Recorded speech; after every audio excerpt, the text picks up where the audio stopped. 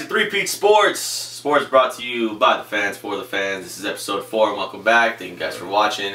I'm Aldo with my co-host Dustin and Rob. What's up, guys? It's going to be a relatively short episode. We know we had some long ones, but we're going to keep it short and simple for you guys so you guys can enjoy it. And with that, let's get into our first topic, which is the NCAA Coaches Poll just came out. What do you guys think? Top 5? It could be debatable. So what do you guys think about that so far?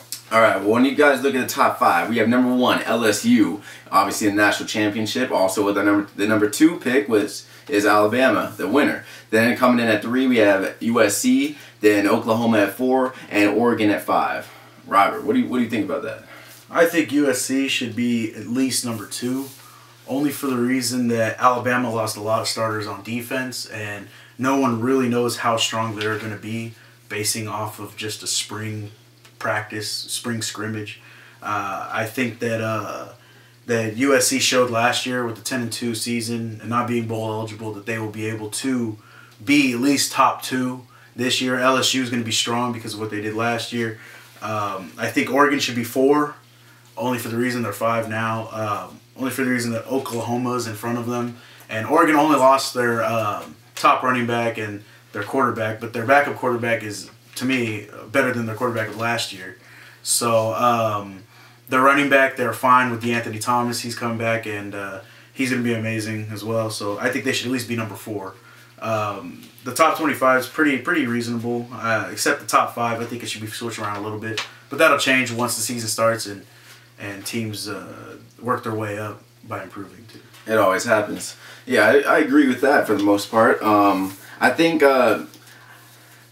LSU is most likely the top choice. I agree with that because they still have a stacked defense. They're returning a lot of offensive players. They still have the Honey Badger, a Heisman candidate who's going to light it up on punt returns and in that secondary. But yeah, Alabama, they lost, I can't remember if it was 9 or 10 defensive starters. But I know Nick Saban, great coach. He's going to bring in a lot of talent, and that defense is still going to be great. And they're still returning the quarterback who played good in that in the championship game. Give him credit for that. But I do think USC is better than Alabama, and it's controversial because USC actually received more overall votes than Alabama. Yeah, they received 19 first-place votes. And LSU is number 1, and they received 17 first-place votes. Yeah. But it all comes down to total points, and USC had the 3rd best total points. So. Yeah. Now, I do believe, sorry to interrupt, but with USC returning every starter except 1 lineman, and everyone else is coming back, Matt Barkley's come back, they just got Silas Redd off of Penn State. I think all that's huge.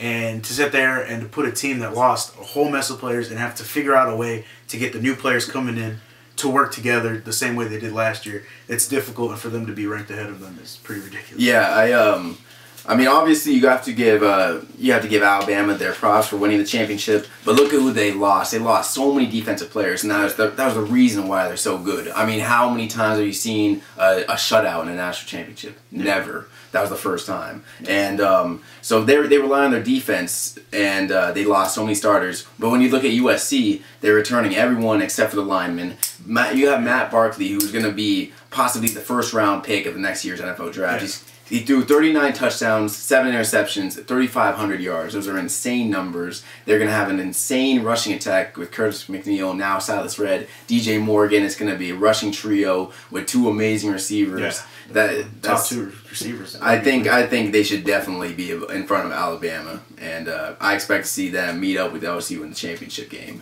Also, I believe that Notre Dame should probably be a little bit higher. I think they're at about 23. Or so is that where they're at? They are.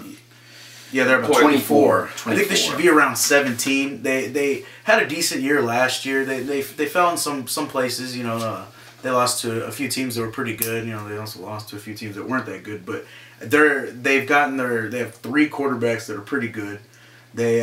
So they're pretty set for the future. But I think that they should be ranked a little bit higher than they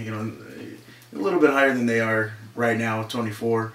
But other than that, anyone else, I think everyone's pretty good in their standings right now. Yeah. All right. Well, you heard it from them. These guys are the fanatic experts, and with that, we move on to the next subject, which is Dwight Howard. Yeah. Dwight Howard.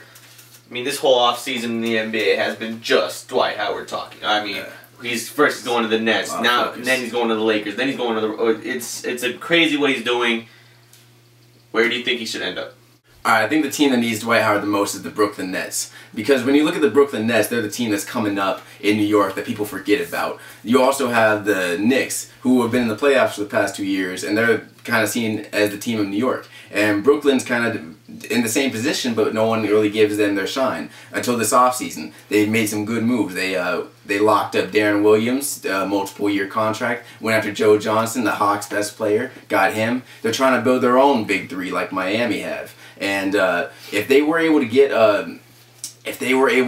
Dwight Howard, I think they really need him in that center role. Brook Lopez, who they just signed, which kind of sealed the deal on this, he's an average player. I think he's good, but I think he's inconsistent, and all those problems would go to bed if you had a guy like Dwight Howard in there. And even Dwight Howard, he publicly announced that's where he wants to play. He said that's the only team that he would re-sign with. So I think the Nets would be his best fit. I think I'm going to disagree with you on that one, and I think the Rockets would have been his best fit. The Rockets desperately, you know, they signed Jeremy Lin, proving that they want to revamp their franchise. I think the Rockets really needed that Dwight Howard move. That was going to be a big trade for them. You know, they probably give up Scola, who, you know, he's on the older side anyway. Yeah. And putting in Dwight Howard with Jeremy Lin would have been a perfect, not only for their team, but for like their surrounding city. Houston's been on the downslope ever since they lost Tracy McGrady and Ron Artest or Yao Ming. So I really think that Dwight Howard would fit into that Rocket offense with Kevin McHale coaching, and I really think that would have been a great fit for Dwight because that franchise would be surrounded by him and Jeremy Lin. I think the Rockets needed him more than anything else. You guys really don't think the Lakers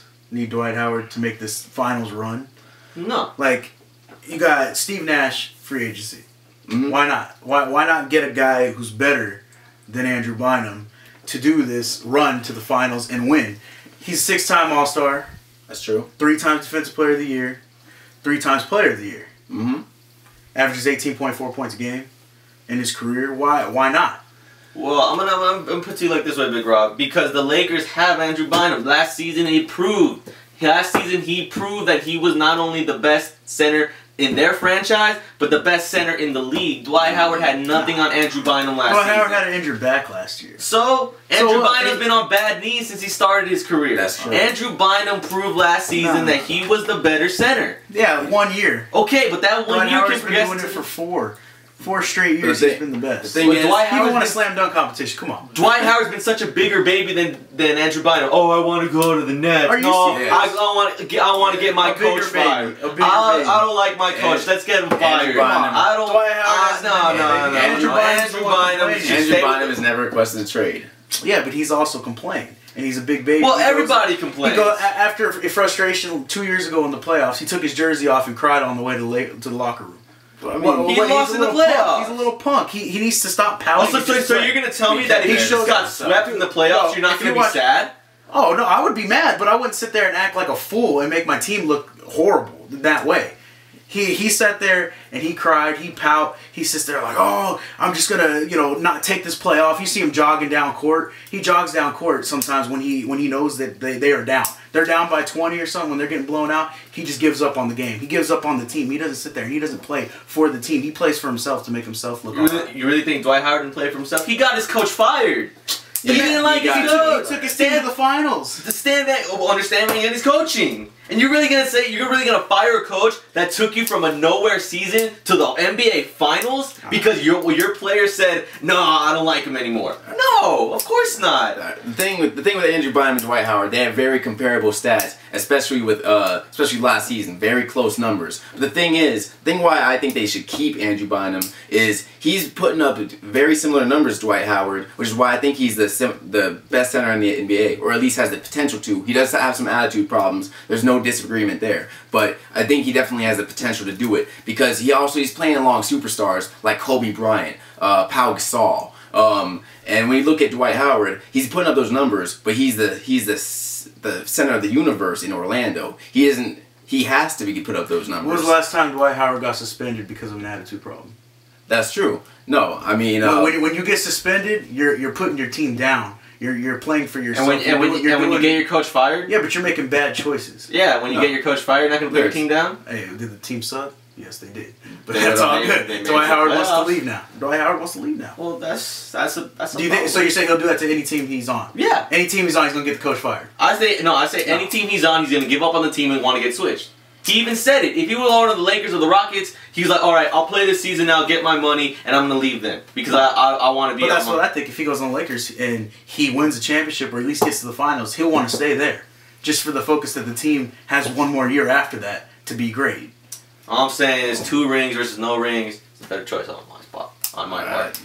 Well, it's a very heated debate where Dwight Howard should end up, what team needs him the most, and we're still in the off season, so we'll see what happens with that. We're running out of time for today, but we'll continue this debate and many others next episode. So stay tuned for that. I'm Dustin, Aldo, Robert.